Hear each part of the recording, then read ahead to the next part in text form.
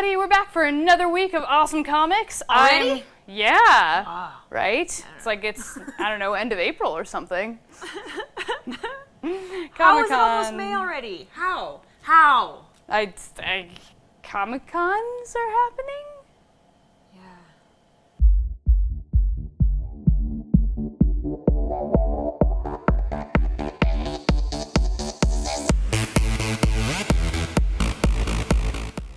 Okay, so we have to get ready for Comic-Con. We better get through this fast, so let's go. Yeah, all right. So I'm actually super excited about both things I'm talking about today. But my first one is going to be that thing that flaps in the night. Everybody's most favorite, Darkwing Duck! I'm so excited, you guys. Like, my inner 3-year-old screamed and grabbed my bowl of cereal and sat down in front of the new release wall, waiting for the commercials to come on. So... That's what you were doing? Yeah, when I was munching and muttering to myself over in the corner. That makes more sense. Yeah. So yeah, that one's actually Aaron Sparrow. He originally wrote Boom's imprint of Darkwing Duck, and then there was some... Oh, okay, so he's done the title before. He has, yeah. There's been some kind of creator battles, so now it's actually being published from Joe Books, but it's Aaron Sparrow on the writing and James Silvani on the art, so it's going to be amazing. Yeah. I feel like Joe Books is doing other Disney stuff too. Yeah, possibly. I don't know. I'm pulling facts out of thin air now. Okay. Feel free to fact check me. That's great. Just comment below and tell us we're wrong. Yeah, but Darkwing Duck, is it ongoing? It has not. We haven't released any information on that yet. I don't know if they're just kind of feeling the water or what. Cool. So, yeah. Sweet. Yeah, I'm stoked. Saturday morning cartoons. So what do you got? I've got. I'm gonna go to the darker side of the road. Oh. And talk about 4 kids walk into a bank. It sounds like it should be kid-friendly. Nope. Oh, no. I mean, maybe. It's not meant to be. It's not a kid's book. Okay. So are you familiar with, you remember We Can Never Go Home? Yeah. It's by that guy. Oh, God. So We Can Never Go Home was a phenomenally successful book that came out last year. It was a miniseries about young superheroes and kind of like them dealing with their powers, and it catapulted, like, this little no-name publisher, this new publisher, Black Mask, it kind of catapulted them into the spotlight because everybody was talking about this book. Yeah. So this is one of them, Matthew Rosenberg, one of the writers on that, is starting his new project. That's 4 Kids Walk Into a Bank. All right. And he's pairing up with Tyler Boss on the art, and Thomas Maurer, who's doing letters, and he and Tyler Boss have been saying they wanted to do this book for a while. And the premise is interesting, actually. It's going to be a very humanity, character-focused story. And it's essentially, it's a bank heist. Okay.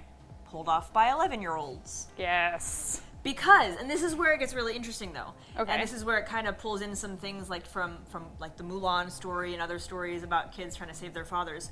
So the main character is a little girl named Paige, and her dad gets kind of roped into pulling a bank heist with some ex-cons. I don't know what they've got on him or what's going on, but Paige sees this and says, I gotta save my daddy.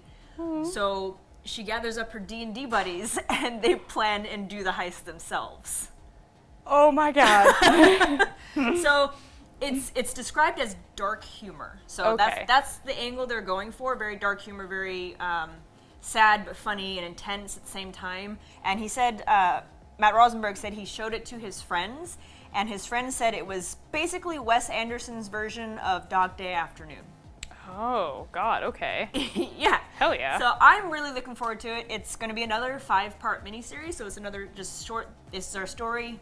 Here it is. Nice. There you go. So my next one, I've been anticipating this for months and months. This is Over the Garden Wall. She talks about it a lot. Over the Garden Wall, ongoing it? series. What is it? It's Over the Garden Wall. I'm so excited, you guys. The mini-series was amazing. It made certain characters tragic. It gave you other characters' backstories. It was incredible. They have not released a trade paperback yet, but I'm sure they will with the new series out. So we actually, in this issue, we're going to follow Anna, who is the huntsman's daughter. She was featured in the last episode of the mini-series, I Cried. And then we also get to see Wirt and Greg again, and apparently they haven't quite left the unknown for good, so we get to see how they deal with that. I need to read that series. You keep talking about it. She keeps talking about it a lot. It's so good. Well, it's the mini-series is, you watch it, and you're like, oh, this is kind of like a quirky, weird kids thing, and like, oh, there's some references to some more adult themes, and oh my God. And so kids can read it? Oh, absolutely. Okay. But it is filled with all of these. There's, I guess, one of the things not super spoilery is there is an allusion to the River Styx.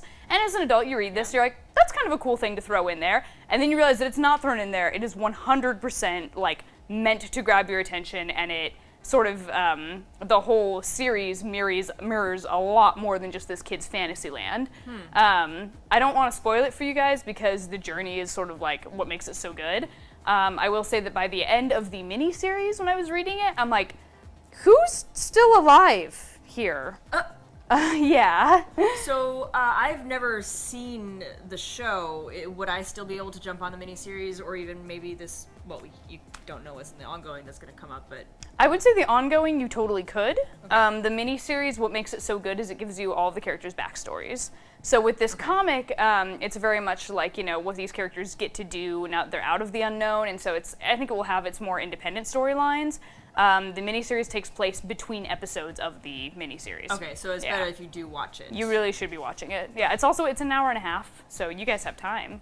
Hey. Yeah. I'm a big drooling fan over this series, so. She really is. I really am. We had to replace our mop bucket because of you. It's really good, you guys. So that's actually the show writer, Amalia Lavari, is on that, alongside Jim Campbell as the writer and artist, and assisting artist, Cara McGee. So, cool. Yeah, good people. I'm excited. Those were the biggest titles that were coming out this week. So to wrap up, I'm just going to run down the other number ones and notables. So the rest of the stuff we've got, Alien Defiance. So another Alien series is starting up again. They've been doing a lot with that. Can I hug your face? Please don't. Oh.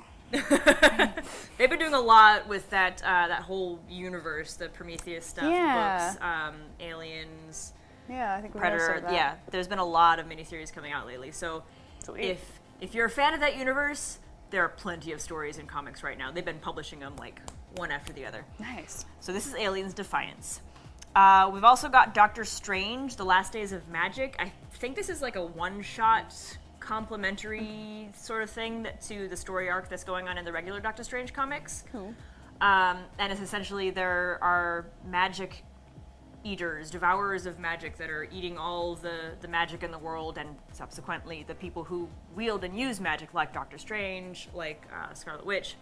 So that's interesting.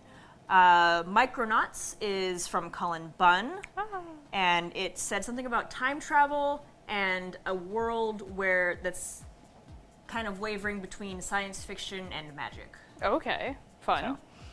So, and then Uncle Grandpa, Good Morning Special. Oh goodness. Yeah, Uncle Grandpa is a Cartoon Network show that is basically just weird. Yep.